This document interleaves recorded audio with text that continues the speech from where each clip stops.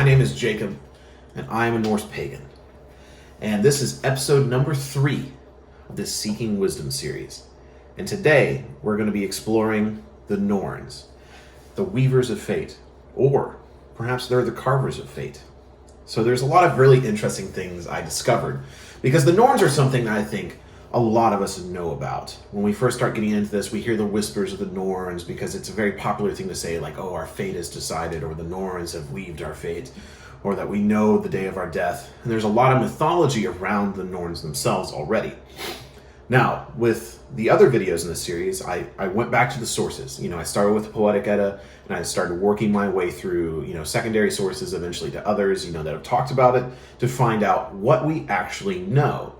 And then, of course, with this series, after I go through of what we actually know, I'll start diving into what I think this information means, and maybe even some theories.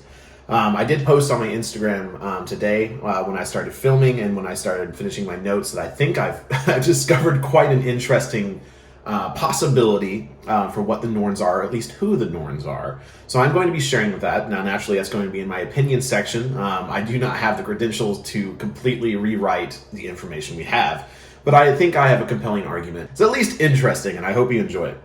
But we need to start at the beginning. And I thought the way I'm going to work through this is actually how I work through the information myself. Like I said, I start with Poetic Edda, and I work my way down.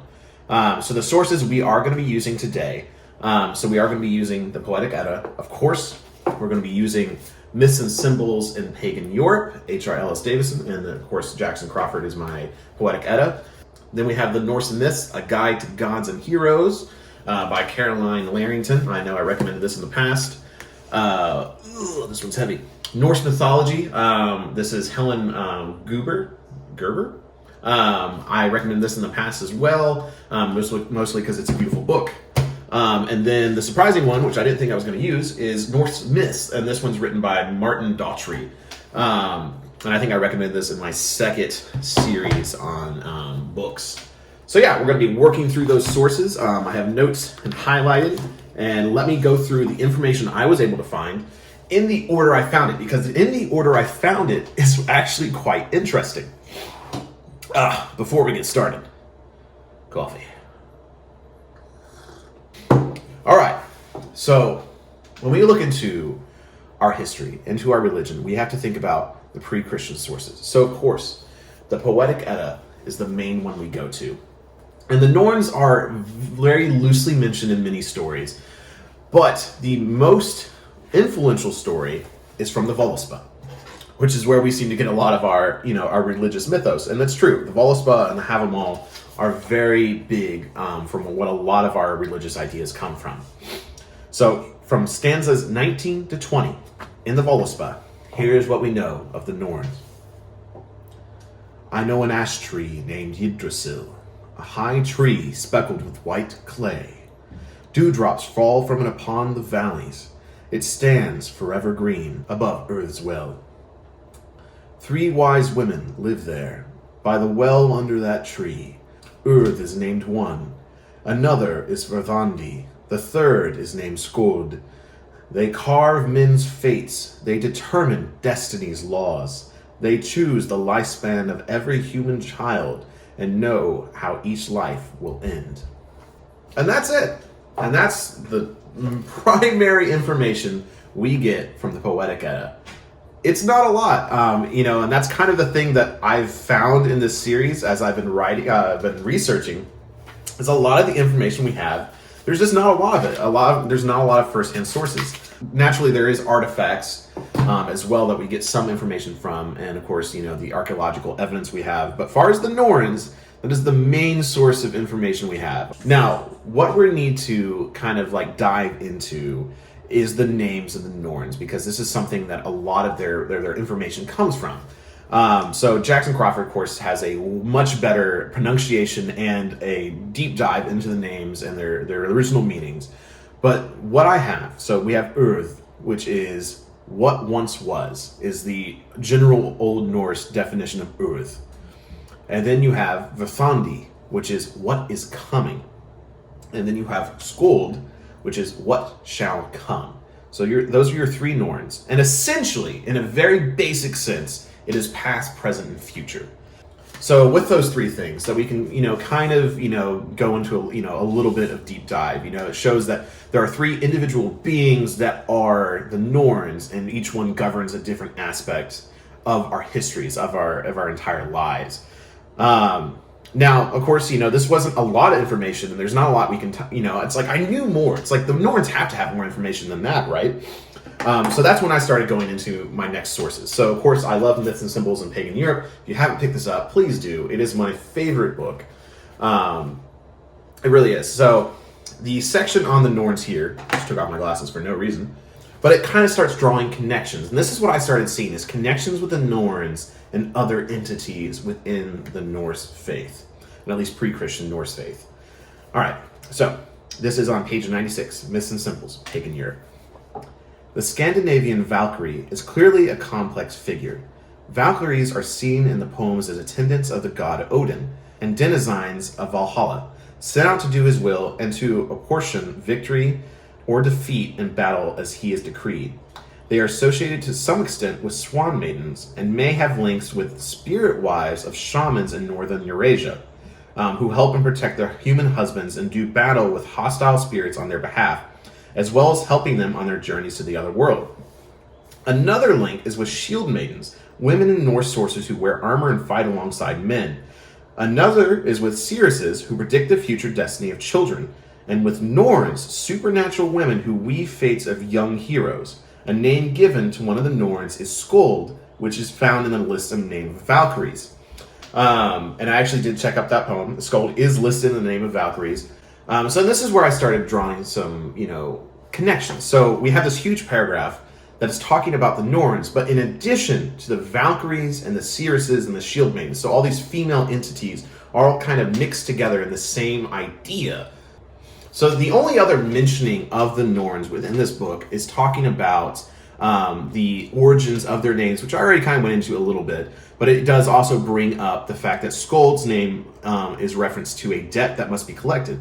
Inside of Nial's saga, which is in the Prose Edda, there is a reference to death as a collection. So, a debt, that must be returned kind of thing.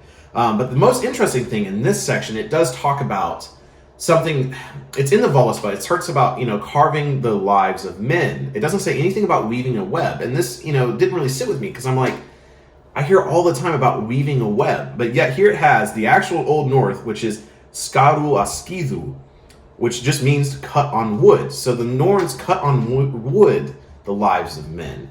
And the idea of cutting on wood is most likely in the runes, because the Well of Urd is also where Odin supposedly took up the runes. So it only makes sense that they're carving runes. But once again, I'm sitting here like, what in the world? Like, what happened to weaving the web? What is this carving the rune stuff? And it does say, this does mention that the idea of weaving is brought up in other stories. So the other story it mentions is actually the hero story of Helgi. It does have a small section where it talks about how they weave his life in golden thread. So again, there's a connection here, but I started having more questions. I'm like, so we have the source of the Poetic Edda, which is saying that they're carving and there's their names, and that's really all we're getting. What in the world? Where in the world is, this weaving and the other stories of the Norns coming from? Well, that is coming up. So, of course, I had to start digging more. This 2 books was not enough. Let's go into another book. The Norse Myths, a guide to gods and heroes. I pulled this bad boy out. Another good reference. And I couldn't find anything on the Norns. I looked through the glossary, and I couldn't find anything. And then I remembered, wait, if you need to find something, you go to this thing called the index. And I was like, great. I'll look at the index. And I went through everything, and I finally found a mentioning of the Norns, which led me to one little tiny section. In this entirety of this book, I have this one section about the Norns. Okay, so what do I get from this section? Several supernatural female figures are associated with fate. The Norns have different functions. Some are hostile, others help out with childbirth, others determine fate of a newborn child. Heroes often talk about the judgment of the Norns when at the point of death, realizing that their fatal hour has come. The Disir are a collective group of spirits thought to be female ancestors who bring death to kings and heroes. So I'm not really given any more information about the Norns, but the Disir are brought up. So the Disir are something that pop up a lot in pre-Christian Norse tales, but there's not a lot of information about them. There's just vague whispers. And so the Disir are just female ancestors that are spirits that assist. Mother's Night is that during Yule, and celebrating the Disir. So I didn't find any more information about the Norns that I didn't already get from the Poetic Edda, but the Disir are mentioned. So now I have these two sections where Disir, Valkyries, Shield Maidens, and Seeresses were talked about more than the Norns themselves in the Norns sections. So my brain's hurting at this point because I'm like, where in the world did these stories come from?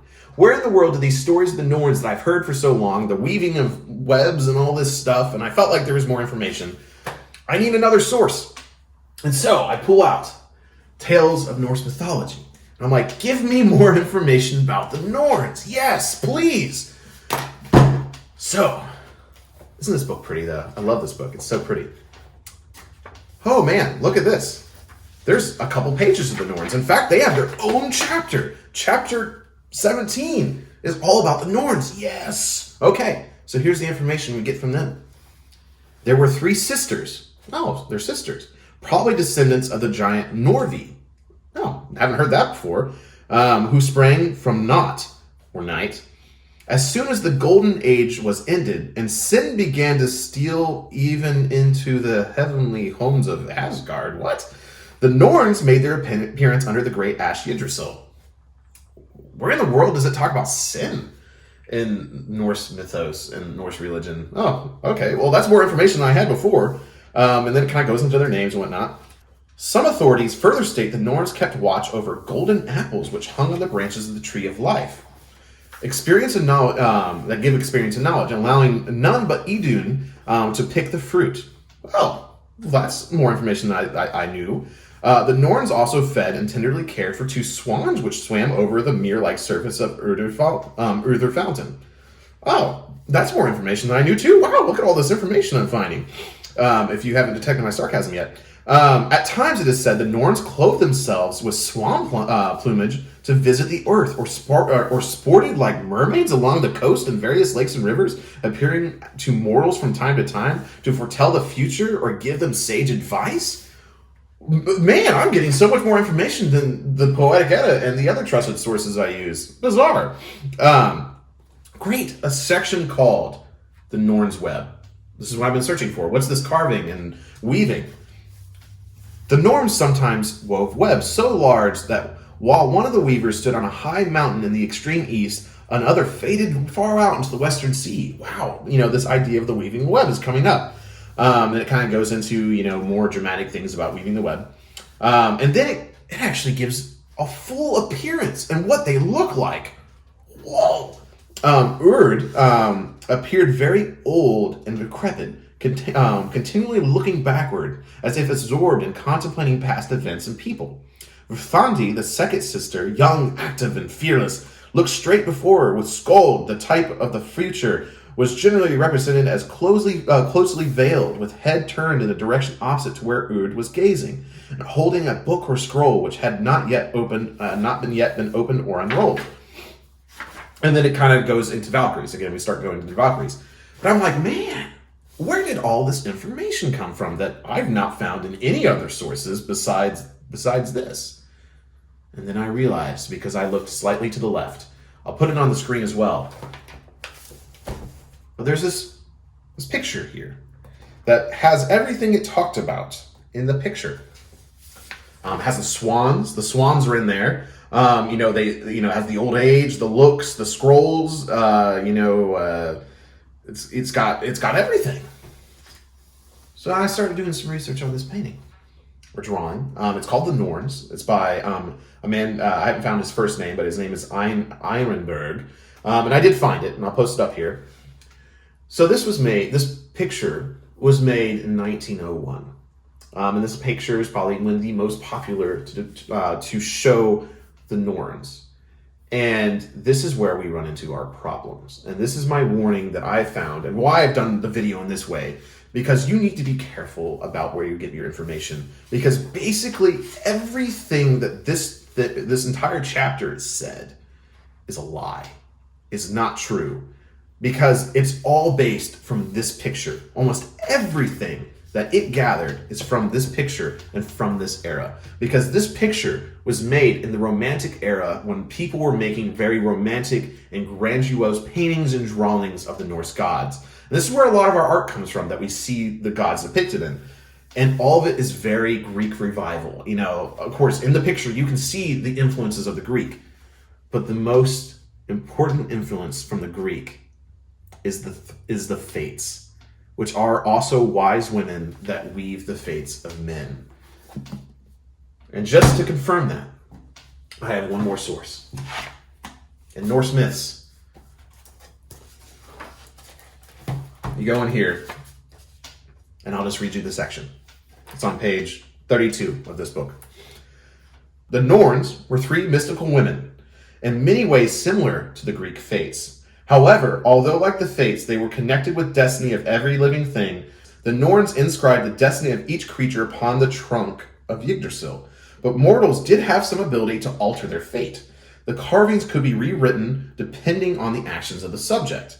However, the initial carvings of the Norns defined the range of possibilities, and even the most powerful being could not change his fate to have an outcome beyond that range. Thus, where in Greek mythology a being's whole destiny was rigidly defined by the fates, in Norse mythology the Norns essentially dealt a hand of cards that let the subject decide how they played them. But the thing that's important is it mentions that connection to the fates, and I think maybe this is transitioning to the opinion section, but it seems like to me, from the research from the 5 books I've done, it seems like to me that the Norns have been very, very based and confused and interwoven with the identity of the Greek fates. Because from what I can tell, from the research I've seen, and hopefully you've seen, the Norns are just 3 women that are at the bottom of Yggdrasil. We've seen that. We can confirm it's 3 women, Yggdrasil, we confirm their names, and then the identity of each name is basically, past, present, and future in the basic. And they carve, from what I have found, they had carved our fates into wood, and even possibly into Yggdrasil itself. And that's what we know. We know they carve our fates. We know they carve it into bark. But the identity of this weaving, I have not found. Man, it was mentioned in that poem about Helgi that they weave fates. But again, I'm concerned that this identity of weaving fates is connected with the fates from Greek mythology. Now, perhaps, as always, there could be more information out there. If I haven't found anything, if you've got any concrete information, please share it with me. I'm on this journey of education with you. I don't know everything. I don't have every source out there, but I think I've gotten a very good variety of sources, and it definitely, to me, proves that there is confusion with the Norns.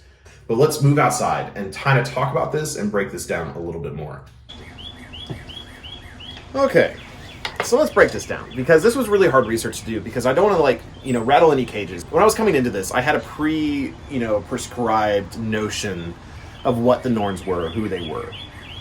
And doing this research has been really helpful, because I can kind of start seeing where we got some of our information, because there was a time where this romantic idea of the gods came from.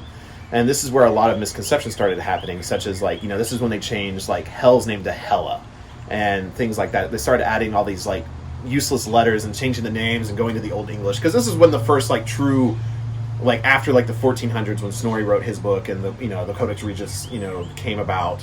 Really, there was this long period of time where people weren't interested in Norse mythology or the Norse religion. And then in the 1900s, we started seeing this revival where people were interested in it again. And we got a lot of problems from that, and we've had to really digest that. And it seems like the Norns were greatly affected by that.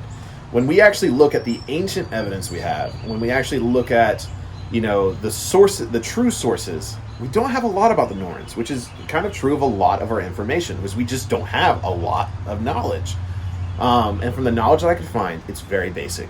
And this identity of them, being able to, especially turning into mermaids, like the swans. I've heard vague memory, things of the swans, but again, it seems like those came from that romantic era. In fact, I remember when I was doing my research on that drawing painting, and the entire drawing was based on Macbeth, which is heavily influenced by the Fates and a little bit by the Norns, but mostly by the Fates in Greek mythology. So again, there's this misconception, and the ideas are getting muddled because it's so easy with the Norns and the Fates being so similar. Because the Fates were sisters, whereas the Norns are not mentioned as sisters; they're just mentioned as women. So I don't know. It's hard. It's really hard.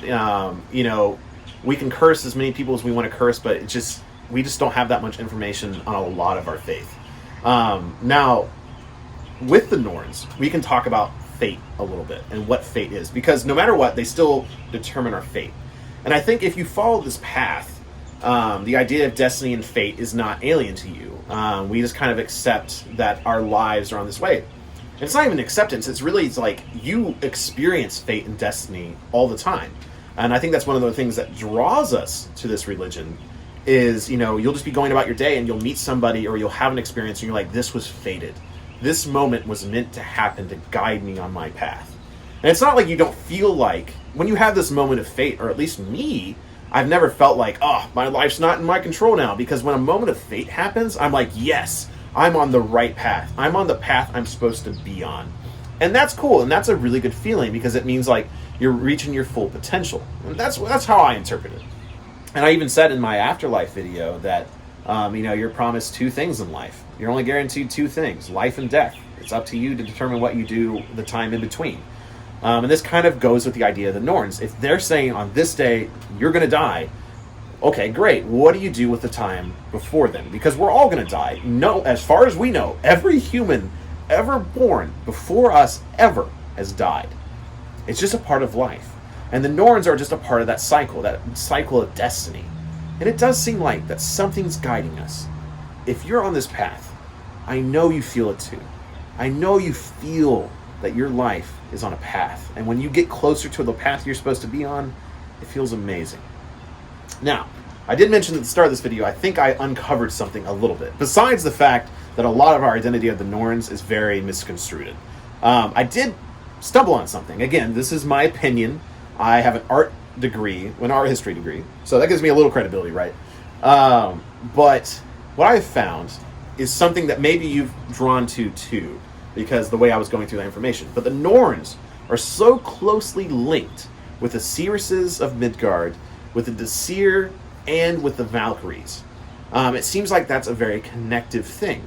And then if we were to also assume that one of the Norns, Skuld, is a Valkyrie, and she actually is from Odin's group, what are the other two? If they're not from the same being, if they're not from the same idea, what are the other two Norns? And this is the question I'm kind of asking you, but I think I have an answer. And again, I can't prove this. I'm not from that time. I don't have any lost books no one hasn't found yet. But I think the other two Norns are part of that trinity in a way. I know Trinity, like, oh, don't say Trinity, that's not our thing. But I mean, the rule of threes and things happening like that does seem to apply to our faith quite a bit. So you have your three Norns, and one of them potentially being a Valkyrie. Now, again, Skald could be just a common name, and there's the Skald the Norn, and there's Skald the Valkyrie. Perhaps. Again, I can't prove that one way or another, but what I'm saying is we have a poem that says Skald is Valkyrie, and then we have the Poetic Edda, which is saying Skald is a Norn. It could be the same person. Chances are they're probably the same person. So you have one, the future, the one that sees into the future is a Valkyrie. So Verthandi is what is coming. So that's, what is coming isn't exactly present, but it is. But that sounds like something a seeress is trying to determine. What is coming? So to me, Verthandi is from Midgard. It's from us. And then Urd is what was once. And to me, we're starting to see those connections. We saw the Valkyries, we saw the Seeresses, but we also saw the Disir, who are ancestor spirits. And so to me, an ancestor spirit fits perfectly into the identity of Urd. Maybe this is all just crazy theory, but this is why it's the opinion section. I don't have proof of this being real. But I felt like, when I was sitting there researching it and drawing the connections, it was that natural progression of, whoa, all these things are starting to see interwoven. Maybe it's not true. Maybe I'm just crazy. But I hope you can see where I drew those conclusions, and maybe you find it interesting. So, I'm sorry I'm a little scatterbrained in this video because it's so hard to talk about. Because there's the facts, but the facts are disproving themselves. And then you have my theories on top of that. So there's a lot going on. But most importantly, this is a Seeking Wisdom episode. This is about me growing the knowledge I have so I can help you more. But also, it's imploring you to explore more as well. Maybe this opened your mind a little bit. You know, if you're sitting there and you're like, you thought the Norns were what I thought they were. You thought them more as that Hellenistic, as that more, you know, Greek era, the Fates. You saw them as that. But in reality, in the reality that I'm learning, the Norns are so much different than that. We're also learning we know so little, which is the sad reality of this faith. I've never personally tried to connect with the Norns. I've heard it's not easy. I've heard maybe it's impossible. I don't have any religious experience with them, but I do have experience with fate. And I'm going to end this video with a little bit of something that I think the Vikings TV show did well. Because back to that last book I was talking about, the Norse Myths book, it was saying that, you know, our fates aren't in concrete. They can change, but eventually you can only change so much within the realm of the fate written for you. And Ragnar in the Vikings TV show was so big on not letting fate control his life. And he, you know, did all these things that he wanted to do. He even wanted to control his own death. But even at the very end, the prophecy came true, and he died when the blind man saw him. And even though it wasn't this big moment, it was just like a big smack in the face where it was like, hey, you did all these great things, you controlled your destiny, but it was all within the realm of what your fate allowed you to do. And I think that's the thing, like, you know, you could be fated at birth to be a great hero, and that could probably go more than one way. If you were to die a great hero, you could live a life of, you know, drugs, of drug abuse, poverty, and never do anything with your life. But at the very end, you finally realize, I need to do something. You saved someone's life. And yes, you still died a hero, but you lived a life of misery. Or, you know, you could go the opposite, and you would live a life of greatness and eventually die a hero too. And it's up to us. You know, our own life is controlled by us, but our death is fated. Our stories are still contained in the idea of fate. So yeah, it seems like Ragnar's life, you know, the way the TV show handled Ragnar's death, even though source material basically got thrown out the window after they got the names, I feel like they portrayed that well. But anyways, I'm going to shut up now. I gave you a lot to think about, a lot to chew on. Please let me know if you have any more information on the Norns that I need to look into. Let me know about what you think about my theories. But until next time, until the next Seeking Wisdom, Skal.